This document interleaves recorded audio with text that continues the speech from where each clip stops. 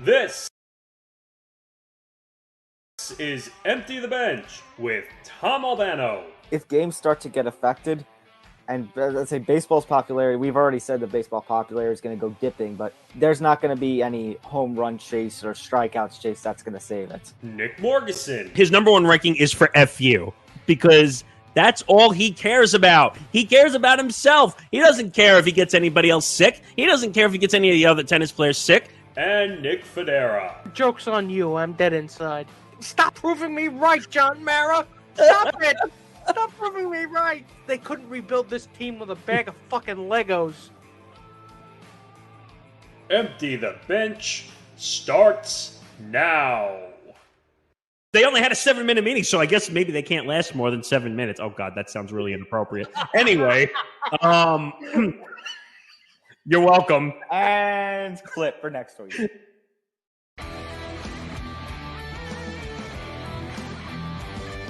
Welcome, everybody, to episode 118 of Empty the Bench. Tom Benner here, Nick Federa, and Nick Morganson. At last, Nick Morganson is did a line that really should have come out of Nick Federa's mouth. I mean, we told you in the clip it was going to be the intro for next week, so yeah. Hello, people. If you can last 7 minutes, then you can last this whole show. Hey, that might actually be a world record. All right, we have a lot we got to get through. A lot of NFL to talk about before Divisional Round games kick off in about an hour and a half. So we also have a couple of NBA stories and more BS syndrome rearing its ugly head again. But let's talk about, since obviously we haven't had a show since last week, let's talk about last week. Let's talk about Super Wildcard Weekend being a super disappointment. So, putting aside the fact that we were kind of wrong about two of the big games that week, that being the Patriots, the Bills, and the 49ers and Cowboys. 49ers and Cowboys. We had it right that there was going to be one upset. We just picked the wrong game. We just backed the wrong horse. Yeah, really. I mean, we were so wrong about some of these games this week, including the Patriots getting absolutely whamboozled by the Bills. Yeah, exactly. And first of all, I shouldn't be surprised if the Bills did as well as they did, but I mean, I am, even though it's taken a while, I think, for Boston media and sports media to realize this ain't the Tom Brady days. Even if you go to the playoffs, it's not going to be automatic like it was with him. Yeah, but 47-17, two teams that were battling for the division, two teams who had a win over one another.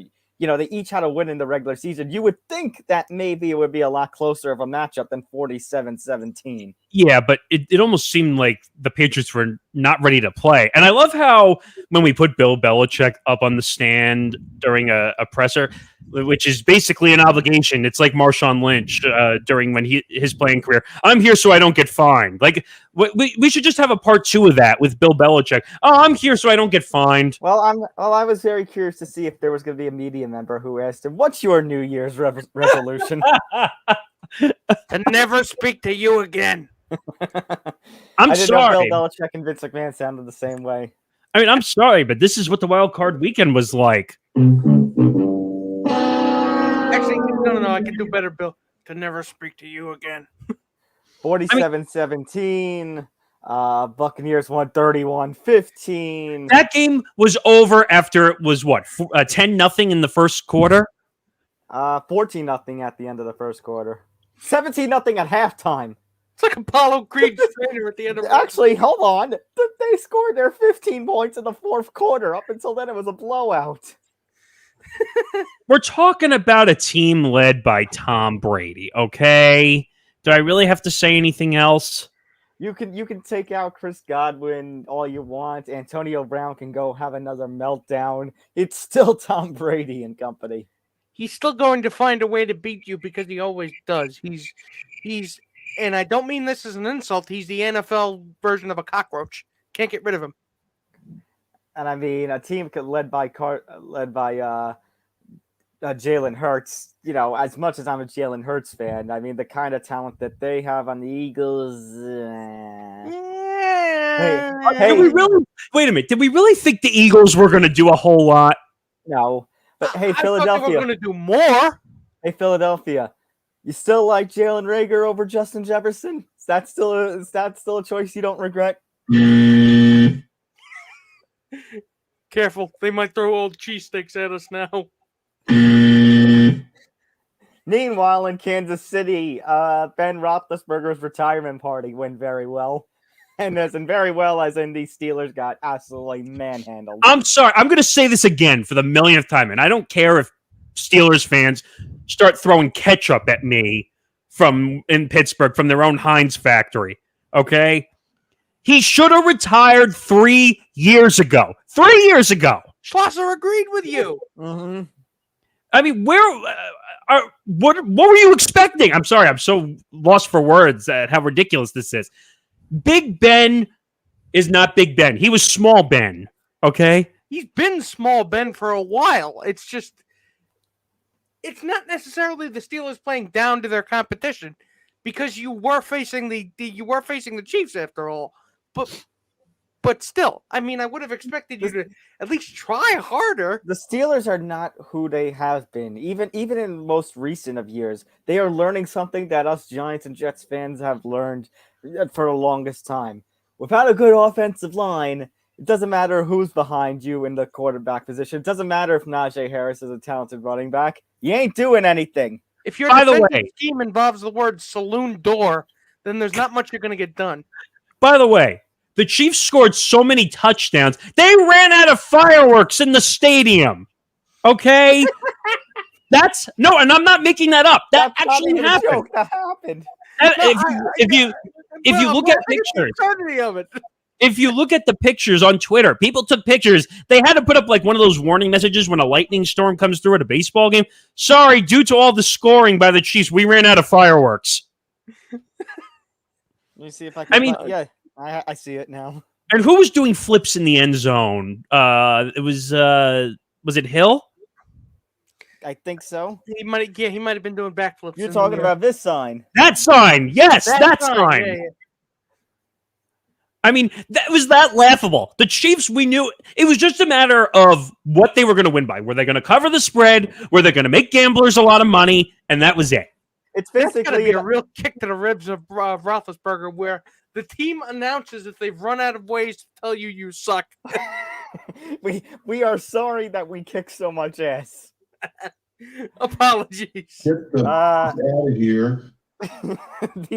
The Rams also had a blowout again. Rams and Cardinals, two heated division rivals, competing in the first round, and the Rams just completely blow out the Cardinals. Kyler Murray and company did not look like they were ready to play. Hey, Murray was running for his life. Hey, OBJ, nice throw down the field there.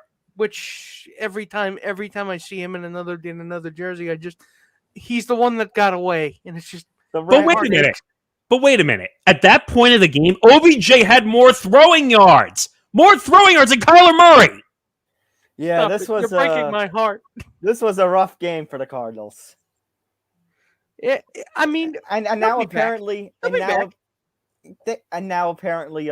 Kingsbury and management are like heated with one another over the way they collapsed at the end of the season.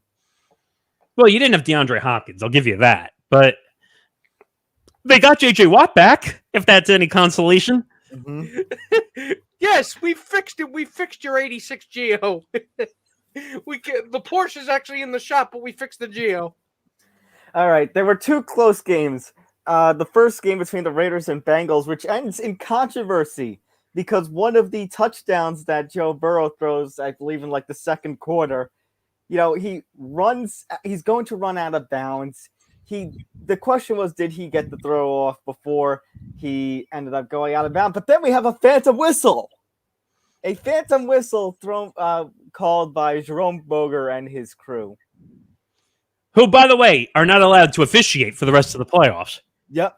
Because when the NFL is telling you screwed up bad, the ref crew, then you got a problem. Wait a minute. You know what made that worse? They doubled down and defended what they did. So they Even though- didn't just scorch Earth once. They completely scorched the entire planet. And it was damned if you do, damned if you don't, because technically the rule states that if a whistle is blown, it's supposed to be dead ball.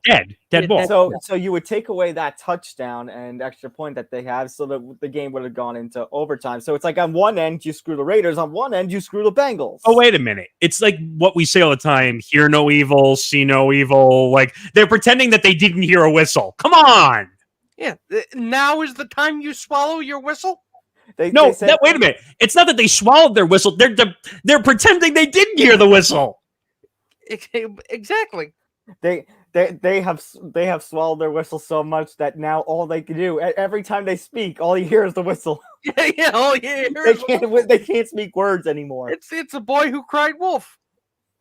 The boy who cried whistle. Hey, I have a question here. So, hey, refs, are you saying you really didn't hear that whistle? Why the fuck you lying? Why you always lying? This would be so much better if they just came up with instead of a whistle, a bullhorn. All right. Now let's talk about the other game. Let's talk about the 49ers and the Cowboys, the upset of the round. The 49ers defeating the Cowboys. The Cowboys, for what? The 11th straight time they make a playoff, that they make the playoffs. They don't even make it to the conference championship game. I need to say one thing, because I have a lot to say about a certain somebody who made a dumbass comment on Twitter, which we'll get to in a minute. Let's talk about the game first. But okay, so the Cowboys fans are horrible people. And that's coming, obviously, with a little bit of New York bias, because whether you're a Jet fan or a Giants fan, you don't like Dallas Cowboy fans. But go ahead. I'll say it after. All right, I would say, well, first of all, it was a blowout for the first three quarters. By the end of the third quarter, it was 23-7. At that point, it was over. But then you got Dallas scoring 10 points, making it closer, making it a little nerve-wracking. Dallas had a lot of penalties, and that was their downfall in this game, like 14 or so penalties. But then San Francisco had a couple of dumb penalties in the fourth quarter, which you can't do when you're trying to put the game away. And then you have a very weird call. I don't know if this was a Dak thing. I don't know if this was Mr. McCarthy. But they decide to do a run play with like 14 seconds left, and then they can't get the ball off in time. They can't spike it or anything, and the game ends. I was telling Nick. Dak Prescott runs into, the referee runs into him. And then the referee gets involved.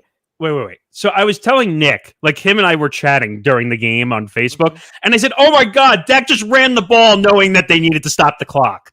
And Nick all of a sudden's like, "What the fuck?" in the chat. What the fuck is he doing?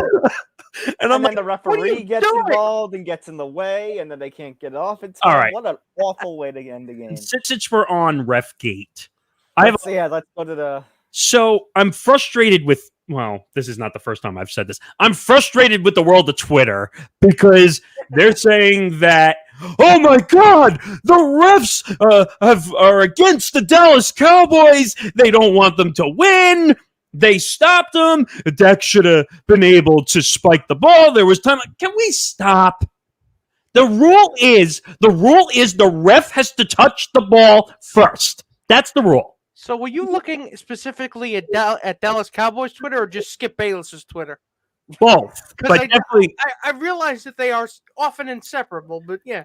No, well, you know what? I almost Why can't we just say "Porque no las dos"? Yes, the referee did get in the way. I think they are. I disagree. But they should not have been running running with 14 seconds left. So he ran into the ref, or the ref ran into him. The ref ran into him. What happened was he ran the ball. All of a sudden, Dak realizes, oh shit, the clock is still going because I didn't throw the ball. He gets up to the line, takes the football with him. The ref can't get in there, and that's it. The clock runs out because the referee never touched the ball. And once the ref touches the ball, then you can make the play go. But the clock doesn't stop. But the clock doesn't stop because it was a running play. I'd say that's just bad game management.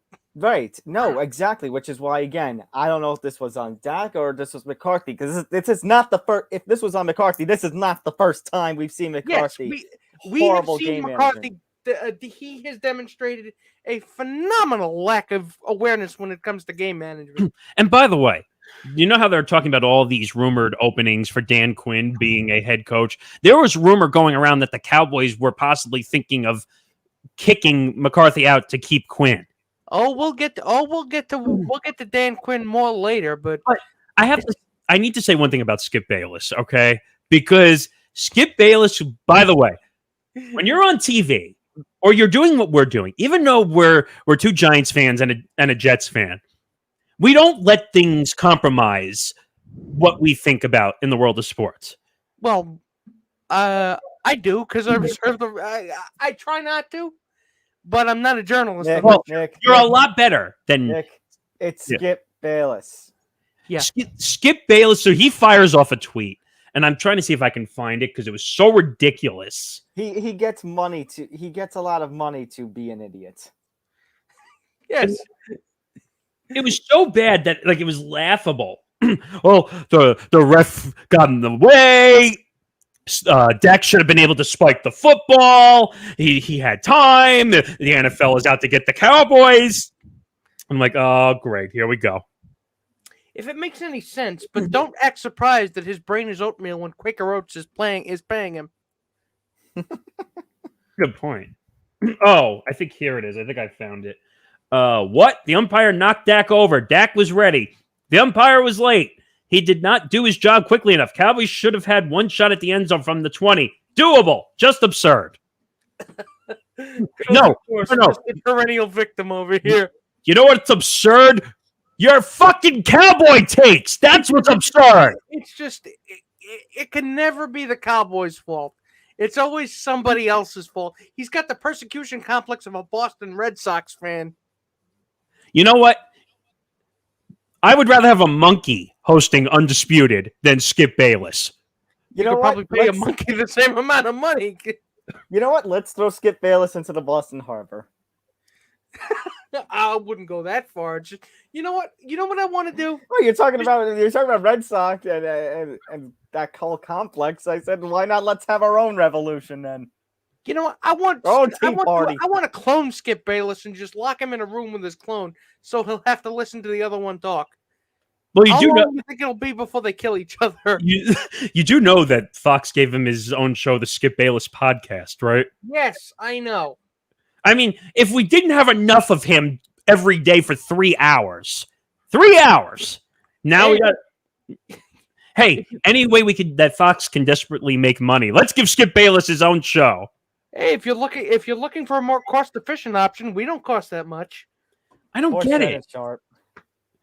No, but now it gives him. So now when he does this, now Undisputed and FS1 content. Yes, we did it. All right, let's get into the other side of that Cowboys 49ers game. Let's talk about the post-game aftermath. So after the game, following the timer hitting 0, Cowboys fans in shock and sadness that they have been upset by the San Francisco 49ers start throwing trash onto the field as the Dallas players are exiting back into the tunnel. And then Dak Prescott puts his foot in his mouth at the post-game press conference and gets fined, what, was it about $25,000? Yeah, it was. I mean, what are you doing? I did this for the ETV Minute the other day. What the heck are you doing, Dak, after the game? Context is necessary. What did he actually say for those of us who didn't see it? Okay, let's see. Okay, so I have the comments here. So after the frustrated fans were throwing trash onto the field, actually trash at the officials, he was quoted as saying, "Credit to them." That's it. Credit to them. No. That was after. If the fans felt the same way as us and that's what they were doing it for, yeah, I'm guessing that's why the refs took off and got out of there so fast. I think everybody is upset with the way that this thing played out. I'm sure a fan would feel the same way that we do. Oh, please, give me a break. There are many things they'll let you get away with in the NFL. Criticize the zebras and they'll kill you. So the quote was, he was asked about the trash being thrown, but there was no context. It was just from a post-game press conference question. And the answer he gave was, quote, sad.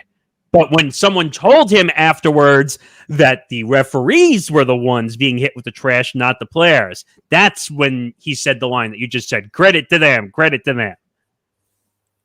Which is, Really?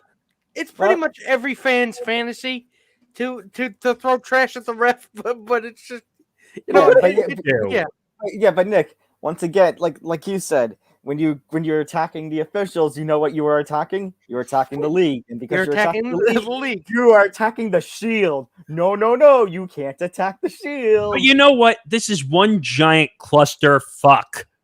I understand.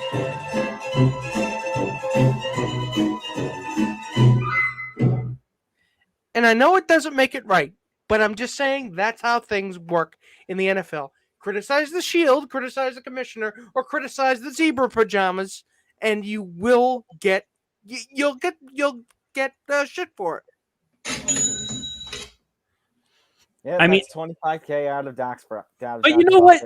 I mean, I'm not surprised by what goes on down in Dallas. I mean, they say everything's bigger in Texas, so I guess the spotlight is now on him bigger as well. But I just don't understand this. So, like I said in a minute, are they going to jerry-rig themselves out of this situation? Well, Jerry's upset by the whole game, by the Cowboys' performance. He says there are going to be changes. We're going to come back bigger and stronger because how about them Cowboys? That was good. I didn't even mean to impersonate him. I'm just saying. Wow, Nick broke out laughing for the second straight episode. That's impressive. Oh shit! Now, all you need to be doing now is cleaning your glasses, because that's what he would do all the time too. I'm not even wearing my glasses this episode. Because he sounds like that. Oh my god, he sounds like a toddler. Oh my god.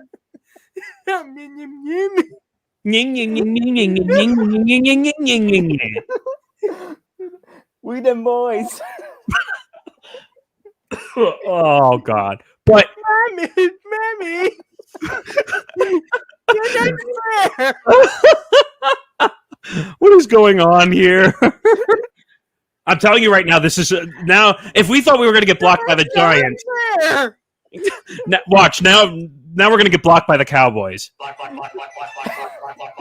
Does Jerry have his own personal Twitter? Because I think we'll be blocked very soon. Oh God. Okay, but long story short, I would just say the Cowboys are the Cowboys. They're America's team. Cowboys? How about them Cowboys? Long story short. All right. Let's go back to the Buccaneers for a second. Mortal Kombat, anybody? Yeah, Dak Prescott was the only one fined. In fact, Bruce Arians was fined even more, $50,000 for smacking a player over the helmet. So, Mortal Kombat jokes aside, why does he feel like he needs to do the whole Kung Fu grip thing with well, who was it that he smacked in the head? Yeah, I think it was someone on the defense, wasn't it? Yeah, I think they were trying to pull somebody else out of a scrum. So you're gonna get mad at Andrew Adams. Andrew Adams. There was a whole scuffle with Bucks and Eagles players, and he pulled Andrew Adams out and basically smacked him over the head. Why? Oh, wait a minute. That's kind of fucked up. Wait a minute. This is not even the whole story. Why did he get fined $50,000 for hitting someone on the helmet? Because you don't hit your players. What are you, crazy? I don't know if he was like doing it on purpose. You thought he was doing it on purpose? It certainly looked like he did it on purpose. It's hard to It did look like he did it on purpose. Now, I don't know about the strength of the hit. Let me see. I mean, look at this clip again. He had a helmet on, for crying out loud. You really think he smacked him? It's not like going helmet to helmet during a play on the field. But still, it's a principle of the thing. Maybe it is the principle of the thing. Let's see. I mean, $50,000 though. What? The NFL hard up for money? All right, let's see. Hang on. Let's see. Let me pull the clip up on my phone here. I do. The NFL acts like it's hard up for money. Oh, it's not playing. Okay. Let's see. Oh, that wasn't that bad. Are you kidding me? But still, he's smacking him and getting in his face. So believe me, that's not trying to get his attention. I'm just surprised. I'm just surprised that Bruce Arians got fined more than Dak Prescott when Prescott attacked the shield. Right. That's not like Rodgers. Well, like Nick said, it's probably in principle because he made physical contact with the player. That's fair. That's fair. Okay, that's fair. But I don't know if I agree with it 100%. But I don't know. It seemed more like a video game than an actual thing going on there. Buddy Ryan got socked in the face, and that didn't. And that didn't warrant him. You know what's ridiculous about this whole thing? We're talking about a situation because the Bucs and Tom Brady and that big situation that they're going to be Super Bowl champions. So anything that they do is going to be under the microscope. Honestly, in the NHL, that kind of hit would be like a 5-minute major for fighting, or there'd be no penalty, or they would just get up, fight, and then keep 2 minutes for roughing. Or you get the guy to turn around, and then he drops his sticks, and he drops a stick in his gloves, and he tries to put you through the fucking board. I don't know. It's just that's hockey for you. Yeah. I mean, NFL is one of the roughest and toughest sports of the major four, and we're worried about someone hitting somebody on the principle of the thing. I never thought of Bruce Arians as an aggressive guy. Did you? No. All right, let's go back to the NFC East for a second. Let's talk about some non-playoff. Big news that's going on here. One affecting us here locally here in New York. The New York Giants have a new general manager.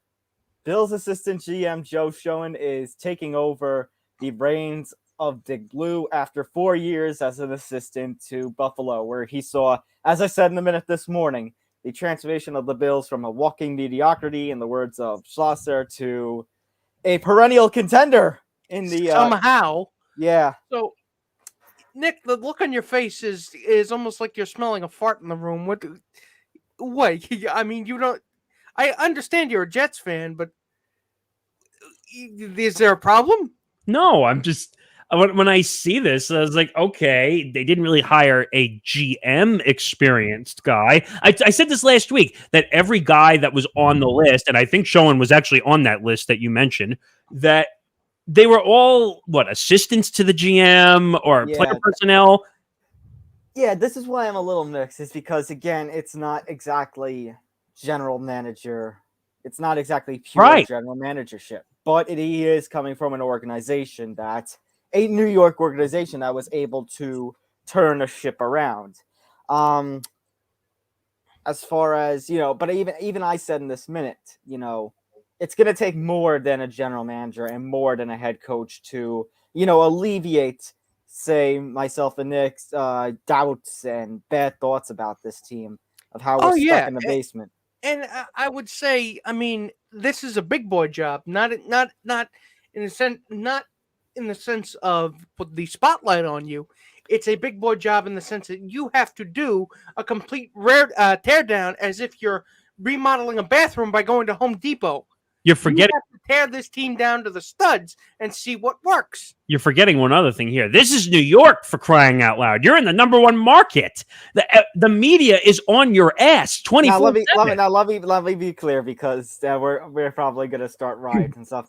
He was in Buffalo. He was in New York, and Buffalo is the legit New York team that the Giants and Jets play in New Jersey. But the New York media treats it like it's practically Canada. There is a difference between upstate New York state media and New York City media. Yeah. Yes. Tri-state media. Tri-state media is going to come after you for the slightest thing. And if you make one fuck up, it's going to be all over the country, not just New York. Now, but in his defense, I would say, how could it be any worse than the past 10 years? Don't say that. Wait a minute, but how could it be better based off the track record? I'll throw that one at you too. Now I'm gonna throw one thing at you that gave me a little, little more confidence, and that is we said if they were going to hire a rookie general manager, they were probably going to hire a rookie head coach. So far, according to rumors, that is not of the case, because they are having interviews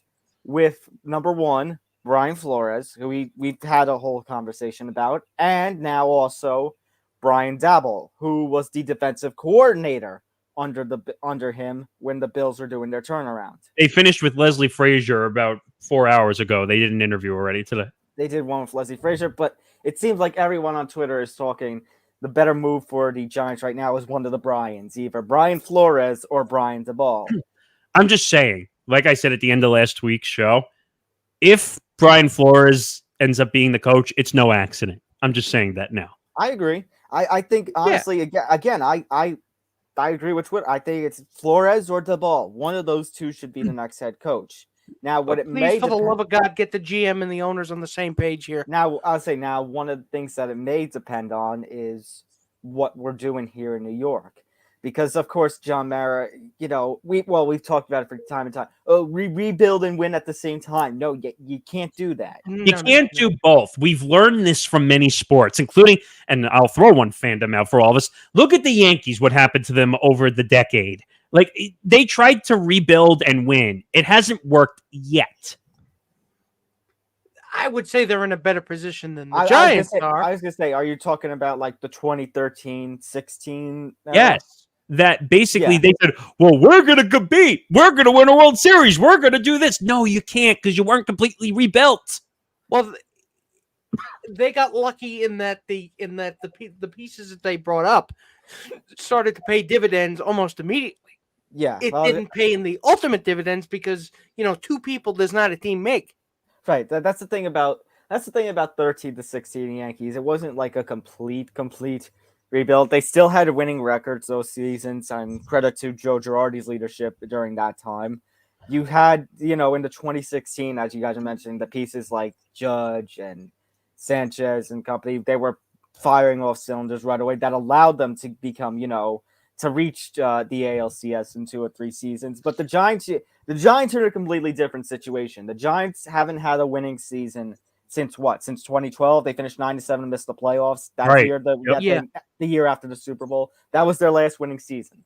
We've had 7-9s. We've had 6-10s. We've had changes in head coaches. That the one exception to that time frame that I said was 2016 when they were the wild card seed and they lost to the Packers. And that didn't end well.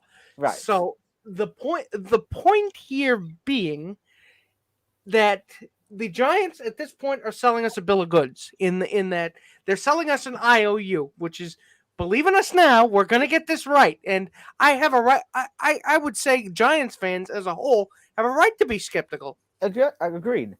Also, again, somebody on Twitter said this, but whether it's Flores or Dabble also might depend on what they're doing. Because we talked about last week about with Flores, the possibility, is Deshaun going to get traded to New York and they'll take the suspension to kind of, that way we go through our one season with Daniel Jones and we kind of, force him out. Or are you going to go right? Or do you go the Brian Dabble route? And if they go the Brian Dabble route with the Bills, are they truly going to do a complete teardown? Like they do this one season with Jones to get rid of him. Maybe they trade Barkley. They get rid of Bradbury to bring up some of that cap space. You have a problem though, because like we said, the quarterback class is a load of shit. So if you, stop with Daniel Jones and you say, all right, I'm done. You're probably going to have to wait 2 seasons to get a quarterback. But again, none of that matters right now when you've also got another big issue, another big boy issue, as Nick put it, that I just talked about with the cutting of Bradbury, maybe trading Barkley. You don't have a lot of cap space. I was about to say your cap issue is up in flames at this point. So I don't know what you do. I mean, this is a good start. You finally brought in somebody to get to fresh blood, but you really somebody who's not a Patriots retread. Right. Now, but that's the thing. Now, if you actually do bring in a rookie head coach, this is a mistake. I think here's the deal. The Giants need to set their goals on Brian Flores. That's the guy they have to bring in. If they don't bring in Brian Flores, it's a failure. I'm sorry, it's a failure. They need to make clear what their goals are. That's the step, right? No one knows Brian Dabble as a head coaching experience. Brian Flores is the man. Okay, fair. But I think Brian Dabble's at least a number 2. He's a respectable guy, yes. He's the silver medal in this situation. But Brian Flores took a 1-8 9-8 situation, or 1-7, excuse me, and turned it into a 9-8 situation. Okay, then I will throw this question at you guys because we've talked about Deshaun, about how critical we are with him and his charges and such, and last week's situation. If there was a situation, there was, we talk about fallacy of a predetermined outcome. Let's take that out for a second. If the Lord above said, okay, you will get Brian Flores, but to do so, you must get Deshaun Watson, and you must have him take the suspension and everything. Do you do it? So you're saying that it's hitched to That to Brian basically, if Flores. you get Flores, you're making a trade with the Texans for Deshaun Watson. Unfortunately, well, here's what I'll say first.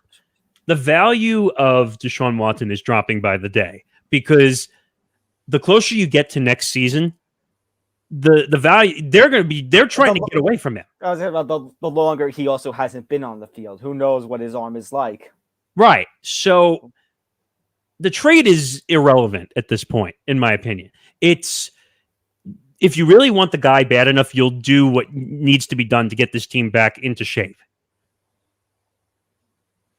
I mean, there is a certain amount of mental gymnastics that need to be done in order to get Giants fans, myself included, behind Deshaun Watson. And I know root for the laundry, root for not the player, but if assuming that they come as a package deal, I mean, you got to be damn sure. Well, actually, there's another issue here. It's going to work. There's another logistics issue, like no one is pointing out, because it's technically not a package deal. Because if you think about it, Deshaun is still in Texas, and Brian Flores is a free agent as a coach, so it's really not a package deal. It's a logistical nightmare if you think about it. Yeah, because you're going to have to deal with the Texans, and the Giants might not want to do that. And then you got to deal with the league, who is probably going to say, you're going to be sitting for 2022. You're going to lose him for at least half of next year, at least. And the only reason why they didn't punish him is because he sat out. It's not. And the charge. No, the case is still going. Right. There's no settlement or anything. I was going to say they haven't done anything. They're in neutral zone right now, waiting to see what the cases are going to be.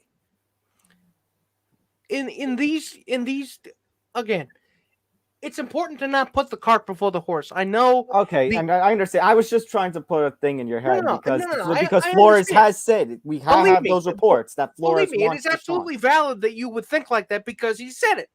Right. You're using his own words. You're not pulling it out of your ass. But we don't know if Flores said it. We just know it's from reports that have it's said from reports that's what Flores wants. Like, okay, here's my thought. The only getting in Deshaun here in New York would probably be the only way I don't say burn the MFR down. Otherwise, either whether you get Flores or Dabble, it might just be smart for the Giants to burn everything down and start the offense over again. Now, if they can get Deshaun once they figure out this whole situation, if they can get him on the field and he can play at 50% of what he played, it would be better than any other quarterback they've had in the last 4 or 5 years. Unfortunately, it's better than Daniel Jones. Yeah, unfortunately, but that's the other thing. But I think it's also not just Daniel Jones. Again, we talked about that wide receiver core, Shepard and Galladay. Mister, pay me $70-something million and don't get a touch. You need to give, whether it's Daniel Shepard whether it's Daniel Jones or Deshaun Watson or a 2023 class quarterback, you got to get him some good weapons too. Well, the Giants have a wide receiver core issue that they got to figure out. That's what I'm saying. Try not to spend insane amount of money on receivers that are allergic to the end zone. Actually, you understand what I'm saying? No, the issue you have is Saquon Barkley. That's the issue you're having in New York. There's a bunch of issues that the Giants have. Believe me. And it goes to my point this morning. It's going to take more than just a GM and coach hire to. By the way, I know, and we're going to get to the NFL playoffs. We have a lot of NFL players to talk about, but this is a major story considering we're in the New York market. And don't get me wrong, I'm sure we're going to get to the Jets at some point in the next couple episodes, but because I already know the shitstorm that's going to cause. But looking at this Giants situation, they went to step one. They hired a GM. Now they got to figure out their coach, and then they have to figure out what direction they want to take this team in. Because right now they're going in a million directions, and you know that fork in the road where they are supposed to pick a direction. They're actually going down the middle instead of picking a direction. Yeah, they're car crashing. I'll say we're trying to figure out we're trying to figure out which direction this team is going in, and they're trying to figure out, they're trying to take this team in so many directions, but there's only one direction the reality is. They are going down. They're the hot zone, so to speak. And by the way, speaking of hot zone, if we want to move on to the next story on the list, the NFL and the NFLPA agree to halt daily COVID testing for unvaccinated players. Hi, Aaron. Yeah, so Hi. the NFL, of course, is down to 8 teams as of Saturday. It'll be down to 4 teams after Sunday. And the whole issue is that there are supposedly only 12 unvaccinated players left on rosters that are still competing this season. So The NFL and the NFLPA have supposedly decided it is not worth it to keep testing. They will only test players, unvaccinated or vaccinated or not, if they are showing symptoms of COVID. And by the way, this headline is not fake. This is actually an ESPN source story. When I first looked at it, I had to take my glasses off and look at this and said, nah, maybe it's only one side that said it. Maybe it's the NFL. No, it's 2 wrongs don't make a right. Nick, remember, the NFL and NFLPA have a better relationship than the MLB and MLBPA at this point. I'm not surprised when they agree on things, the NFL and NFLPA. Now, they make shit decisions, but they make shit decisions together. hey, wait a minute. It's time for our MLB update. No, still nothing. Nope. Still nothing on that table. Hang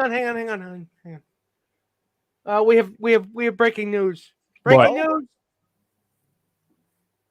Yes, Mr. Tumbleweed. He hung up.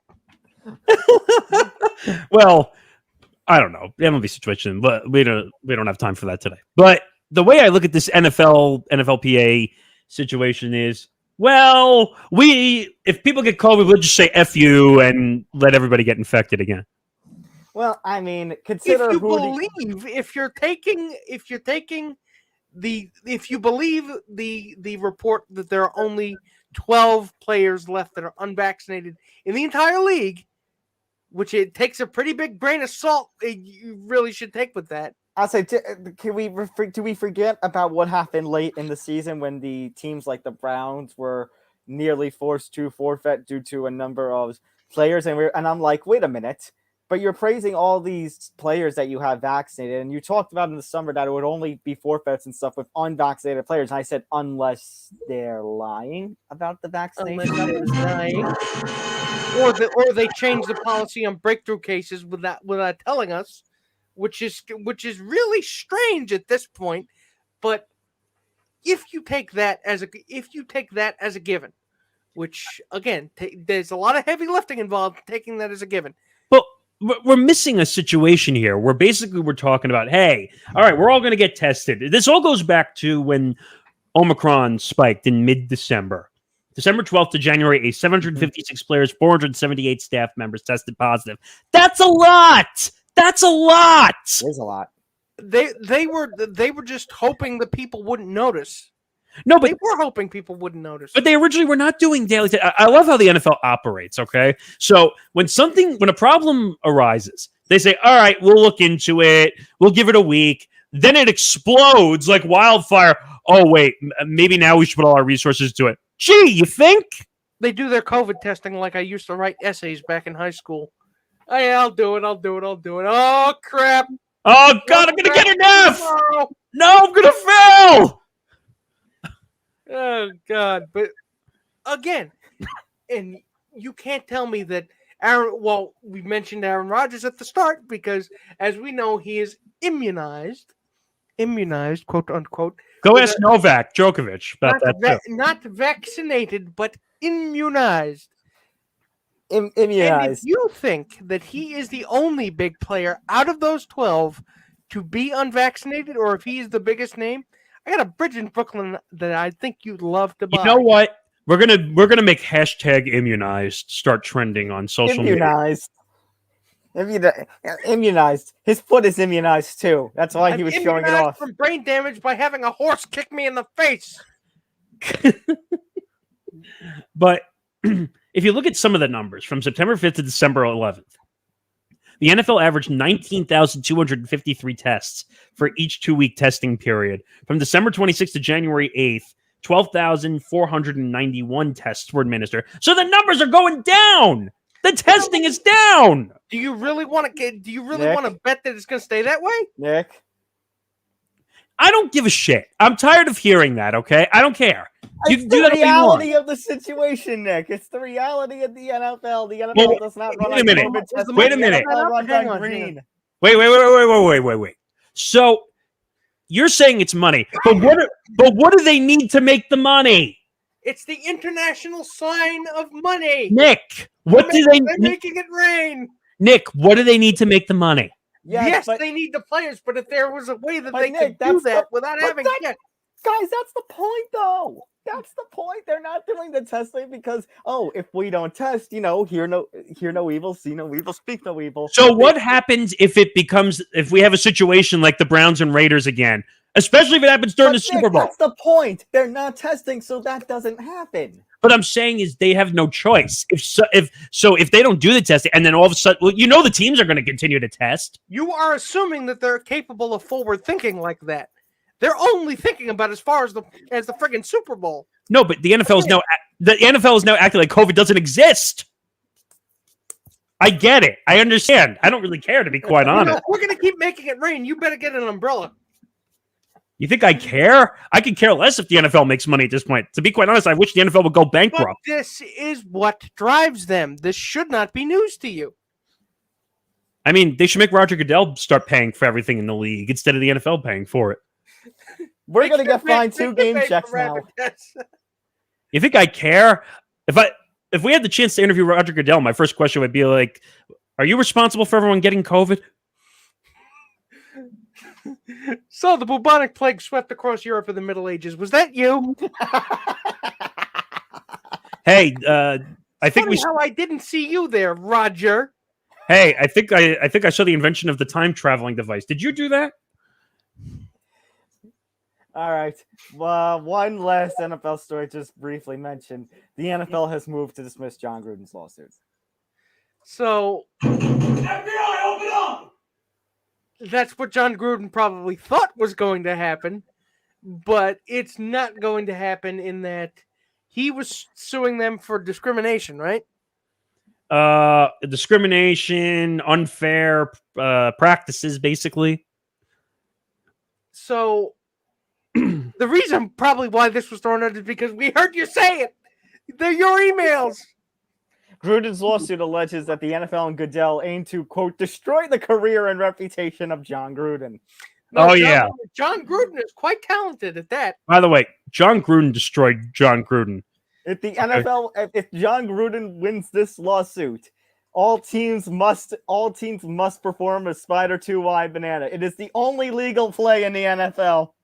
Every team gets a pair of sock puppets. You decide what to do with them. That's how he's going to be. Hey, I won! Woo! The problem is I don't think he's going to be doing as much as Ric Flair does. But yeah.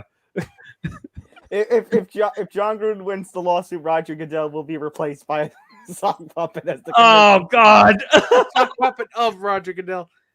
As my first official act as commissioner, I appoint John Gruden Emperor of Earth. You don't have the authority to do that. Don't tell me what I do and do not have the authority to do, you bastard. God. All right, What is going on this show? let's talk about some NBA story. Let's talk about some non-NFL stuff before we get into our predictions. Let's go to the NBA. Let's go to this Warriors minority owner, Chama Palihapitiya, I believe it's pronounced. Polyhapatia. Yeah. Palihapitiya. Polyhapatia. Yeah. So Say this whole headline. Say this whole headline 5 times fast. Warriors from Warriors minority owner to about the Uyghurs. So this story seems kind of calibrated to piss Nick Morganson off. Yeah, you think? Let's see. We're talking about a situation involving an owner situation in and China. We're talking about a minority owner putting his foot in his mouth. Warriors. It's checking off all the boxes on that checklist. All you have to do is get Kyrie Irving and LeBron James to parachute in. I mean, it's pretty much tailor made for that. It's almost like they got your biometric data. Oh, I'm sorry. I was barely paying attention. I just can't deal with the situation with the NBA. Come on. We have owners, GMs. Can the NBA get its shit straight? It's pretty obvious that they don't want a Daryl Morey situation to happen again. I've already said this. Daryl Morey put his foot in his mouth, and it cost the NBA billions of dollars, which I'm okay with because the NBA does stupid things to begin with. But now we're talking about a situation where a minority owner is going after China and people who live there. That's what we're talking about. This is probably the view of most of the NBA owners, minority or majority. But why do you have to make your opinion public? Well, so the problem is that he said the quiet part loud and the loud part quiet. Right. And by the way, I did some research on this guy to figure out who he is. He doesn't even make any decisions for the team. He's a silent owner. So in other words, this is like if the three of us purchased one of those stocks in the Green Bay Packers and we can call ourselves owners but not make it any means real nothing, right? If I was hanging around in Lambeau in my underwear just saying, I own the team now. It means absolutely nothing. It's basically so you can own a stock paper that says you're an owner. That's it. And that's what this Warriors minority owner is. Apparently he has a podcast, which a million people have podcasts now, so apparently why not him? Hi. Hi. But when you say something stupid and unintelligent, like this minority owner, and remarkably callous, because I mean, it's pretty obvious that the NBA does not, that they don't want to piss off the Chinese government. They already did it once. Even if you believe that there is no ethnic cleansing going on of the Uyghur people in China, which what? Still, I'm going to say something. That it's not happening. It's obvious who's holding that guy, who's paying that guy, who's paying that guy's salary, or who. He's not paying a salary. But what relationship he does not want to screw up is a better way to put it. I'm going to say something that I say about a lot of dumb shit situations that we've talked about on here. What is the end game of making this comment? What's the end game?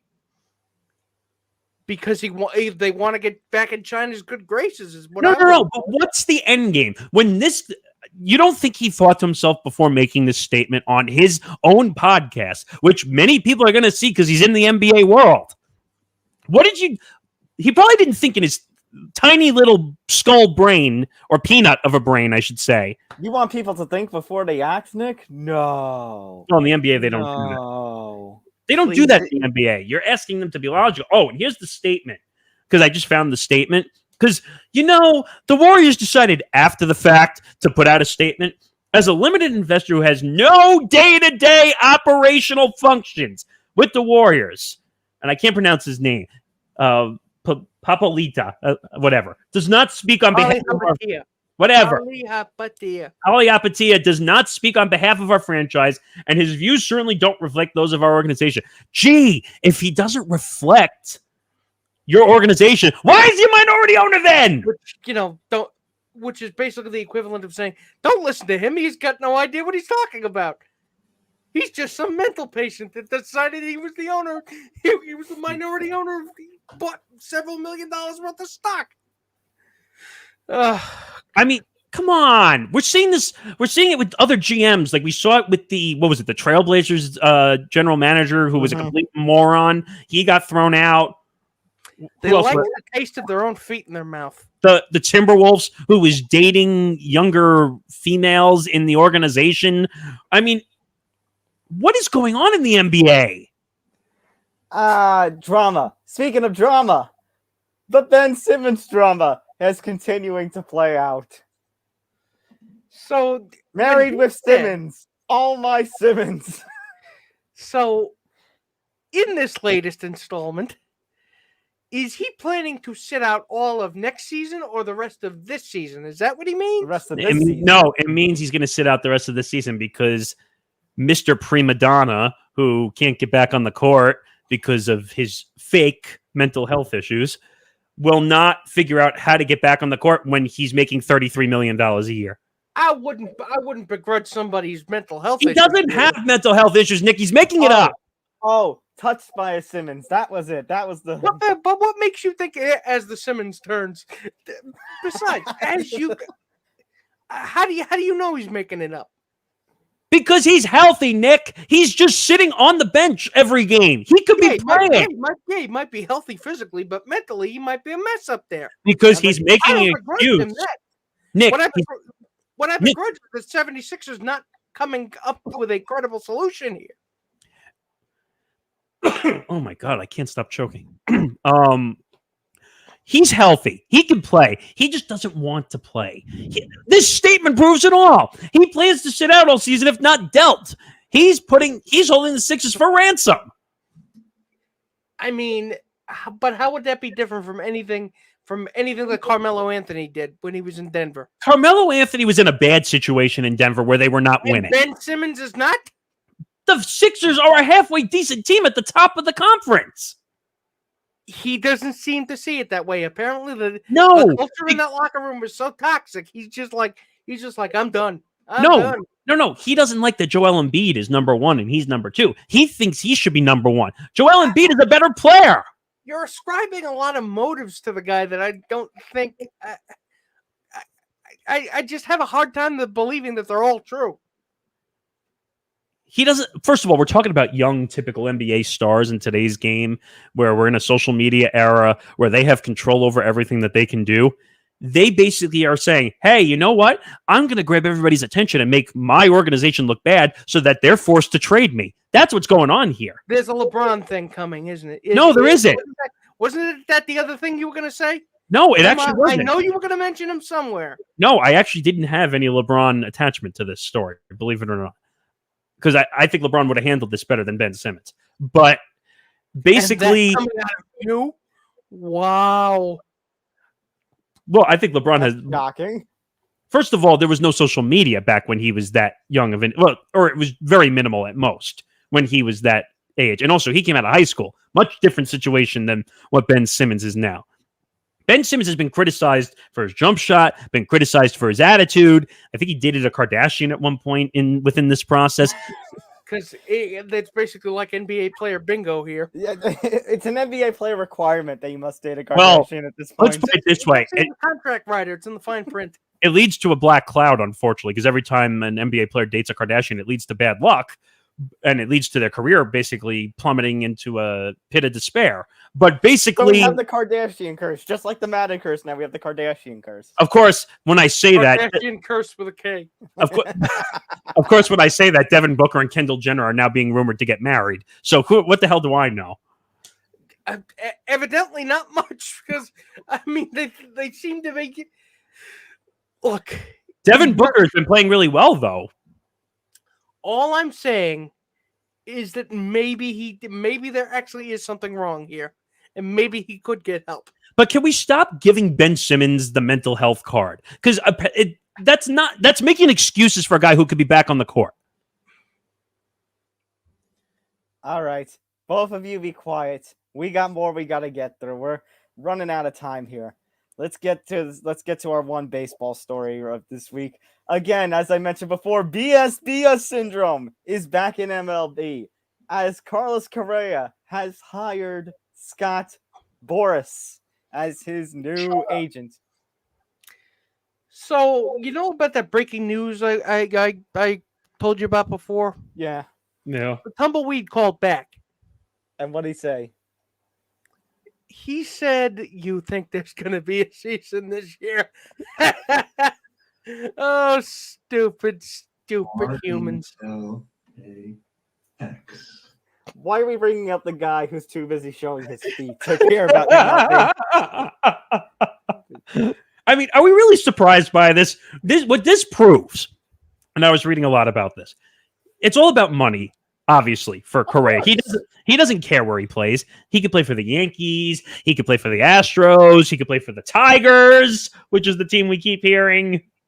$350 million to play for the Twins. Or the Tigers. It's just, I mean, every big free agent always ends up with Scott Boras, and he's gonna. That just means how many hundreds of millions is he going to get paid? Well, basically, the the last that we have heard, I'll say this headline came from November because I'm trusting my source of the score. Correa wants at least $1 more than Francisco Lindor. $1. Or $1 And- million more. He wants to beat out Francisco Lindor. But that's not just him. That's one-upping the largest contract every time. And that's how the game works these days. Yes, because Steve Cohen decided to spend money like a drunken sailor. I mean, just because he overpaid, that now sets the market. You know, Just so you know, in 10 years from now, when we give out our first $1 billion contract in Major League Baseball, and when a family of 4 will never be able to afford a season tickets or a pack of 4 tickets to go to a game anymore, then we'll just blame it on these large contracts. Oh, you don't know, Nick? The future of MLB? Oh, the future of MLB is horrible. There's going to be no 2022 season, and that means people are going to be so pissed off they won't go to the games. But the TV networks will still pay out these big contracts, and the players will still have big contracts. So they're going to create new stadiums. And in these stadiums, there's not going to be any bleachers. It's just going to be like if you go to a park to play a baseball game. That's all it is. They're just going to have so many cameras everywhere that when the home runs go out, they're just going to be going out into the streets or to any of these, businesses that are nearby. That's the future of baseball, gentlemen. MLSB, Major League Stickball. Yes. Hello, Nostradamus. Nice to meet you. I mean, you've been pretty spot on with a lot of these predictions on this show since we've been doing it. So if that happens, I will worship the ground you walk on. Wow. I just saw something interesting come up on social media. According to Tom Pelissero, the NFL has fined Tyreek Hill $12,875 for using a cheerleader's pom-poms to celebrate his touchdown last week. Oh, give me a break. Rah, rah, Siskumba, NFL sucks. Give me an F. F. Give me a U. U. Put it all together, and what does it spell? F you. Oh, God. Also, one last thing here. The NHL has been having a massive rescheduling update. Now that the NHL is not going to China to participate in the Olympics, that has opened up a couple more weeks for games to be rescheduled. And so all these 95 plus games or whatever that had to be canceled with COVID in December basically will now be rescheduled throughout February and March and such. So basically, we're going to run on a treadmill for a certain amount of time just to get all these games in. I mean, if there weren't NHL games being played, what would Gary Bettman do with himself? He'd basically just have to sit in his bedroom, stare at the ceiling, and actually have to contemplate his own mortality and why he sucks so much as commissioner. You really think he's capable of that kind of introspection? I don't. Wait, you mean Gary Bettman actually has to do his job as the commissioner? All right. We got 10 minutes. We're running out of time here. Let's get to it. Let's talk about our predictions. Actually, we got about less than 30 minutes before. By the way, our predictions were horrible last week. So let's see how we can do this week. No, we weren't that horrible. We were 4-2. Again, it was a matter of we picked the wrong team to pull off the upset. Jeez. Bengals at Titans. The Titans are, of course, the number 1 seed in the AFC. So the AFC, as of right now, runs through Nashville, Tennessee. The Titans Disrespect again. We have a catch. Gentlemen, he is back. Yes, he's back. The king has returned. Derrick Henry will be returning to the gridiron. But I read a report that he has to basically play with a metal plate and a bunch of different... it is still the king of running backs right now. But he's not 100%. We can admit that. He's not 100%. And if he wasn't playing, then I'd probably take the upset. But you know what? I'm gonna try not to be wrong again. So I'm taking the money. Wow. I'm sorry. This is Vegas disrespect going on here. The Bengals are one of the hottest teams in football. Well, what do you think, Tom? Are we being disrespectful or not? Well, I know I'm going to put this one on Nick Ferguson first. Are you going with Nick or not? Are you going with the Titans? Oh, I'm taking the Vegas disrespect here. Come on, Bengals. I'm taking the Bengals to upset here. So I'm the tiebreaker.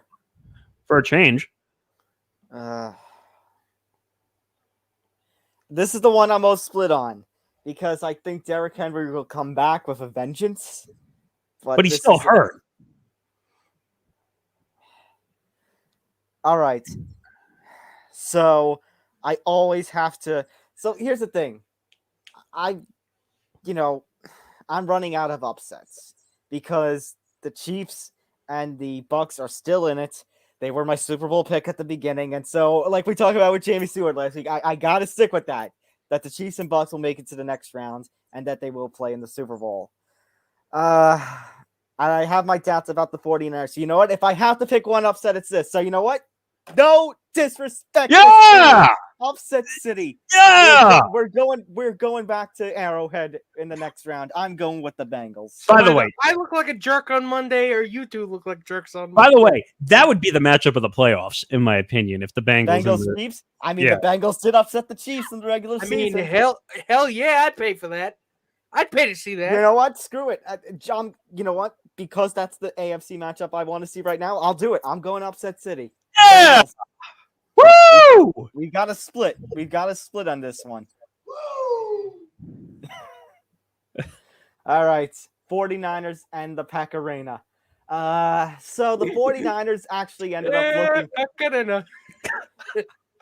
So the 49ers actually looks pretty damn good. I mean, they're a team I've had a big question mark with all season with the amount of injuries that they've had, but they actually looked healthy last week. Elijah Mitchell had a phenomenal game. Deebo Samuel, I mean, he is the future of this team. Jimmy G, I mean, he may not be the future of this team because it looks like Trey Lance is going to be the future of the quarterback helm starting next season. But, you know, my point is this. They play well. They do play well. They played in a very tough division where they had to deal with the Cardinals and the Rams. And now they have actually outlasted the Cardinals.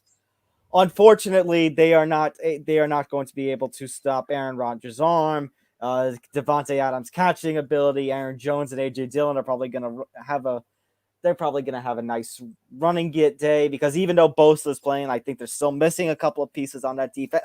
And it's Lambeau. I just don't see it. I see the Packers winning this one. I'm with Tom. Yeah, and also Garoppolo apparently is hurt again. So I take the money on this one. And again, I did predict NFC title rematch with the Bucks and Packers. I got to stick with it. Yeah, take the money. Take the money. Rams and the Buccaneers. This is going to be a fun one. This is actually going to be very fun. There's some injuries in this matchup too. Let me go to my list here to talk about these injuries. But I mean, you've got a very interesting matchup. I think this is going to be the Sunday games are going to be fun watches. You've got on the injury front. Honestly, I don't see any injuries. All I see right now. Oh, okay, here they are. More. I saw a Rams injury. Yeah, Rams Whitworth. He is out with the offensive lineman is out with his knee. Rapp is out. He's still concussed. Jason Pierre-Paul is questionable for the Buccaneers due to personal reasons. Brashad Perriman's out with his hip. Ronald Jones, he's out with his ankle injury still. And Fournette's officially back. Fournette is back. Hey, the Bucks waived Le'Veon Bell. Woo! So Buccaneers. So after we talk about, oh my God, Le'Veon Bell and Antonio Brown are on the same team now. Very quickly, both are dismissed during the season. Yep. I mean, so, we're talking about a good matchup here. It's a great matchup, but you know what? Brady has stopped the Rams defense before in that horrible Super Bowl matchup when he was still with the Patriots. Who's to say that he won't do it again, especially now that he has... I know the Stafford is now quarterbacking the Rams, but now the Buccaneers are a team that Brady is leading that has, Fournette and Mike Evans and Gronk. It's an even super... The Rams upgraded, but so did Tom Brady.